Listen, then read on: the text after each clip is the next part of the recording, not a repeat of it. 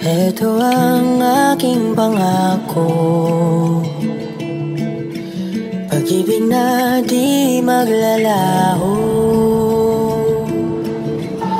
To be patient, to be kind and to be true, to love and to be loved by you. Ayuda, Donnie Pangilinan said her views on relationships have a change since he's gotten older. Say niya, I feel like hindi ko alam before na ang love pala is not yung pinaka-importanting part. Yung trust and respect, yun yung uunahin ko. Mas madaling part yung love. Pwede kang ma-inlove pero hindi ko alam kung nire-respeto ka ba ng taong ito or pwede mo siyang pagkatiwalaan pero kilig na kilig ka naman.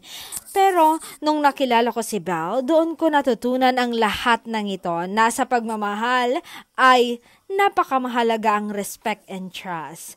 Nire-respeto at pinagkakatiwalaan namin ang isa't isa kasi hindi kami magtatagal, and of course, si Jesus, siya ang pundasyon ng aming pagmamahalan.